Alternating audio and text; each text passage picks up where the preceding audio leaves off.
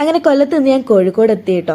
അങ്ങനെ 4:30 ട്രെയിൻ കയറിയ ഞാൻ 12:15 കോഴിക്കോട് എത്തുന്നത്. നല്ല തിരക്കായിരുന്നു, അതിൻ്റെ കൂടെ നല്ല വിശപ്പ്. അങ്ങനെ ഒരു ഹോട്ടലിൽ കഴിക്കാൻ കയറി.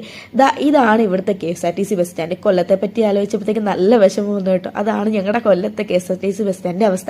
അങ്ങനെ ഞാൻ എഴുന്നേറ്റ് വന്നപ്പോൾ ദാൻ്റെ അമൃത കുക്കിങ്ങിലാണ്. ഒരുത്തിതാ കൊച്ചിനെ സഹായിക്കാതെ റീലും തോണ്ടിയിരിപ്പാണ്.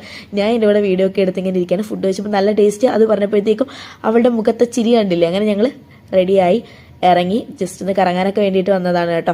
അങ്ങനെ ഞങ്ങൾ നേരെ ബസ്സും പിടിച്ച് ഗോകുലം മാളിലേക്കാണ് കേട്ടോ എത്തിയത്.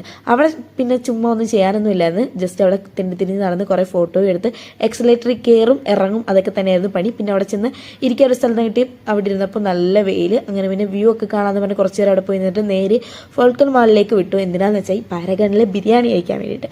കുഴപ്പമുണ്ടായിരുന്നില്ല ബിരിയാണി. അങ്ങനെ അവിടെ നിന്ന് നേരെ ഞങ്ങൾ സരോവരത്തേക്ക് വിട്ടു. പിന്നെ അവിടുത്തെ വിശേഷങ്ങളൊക്കെ പാർട്ട് 2 വരുമ്പോൾ അടുത്തൊരു വീഡിയോ ആയിട്ട് കാണാം. Bye bye.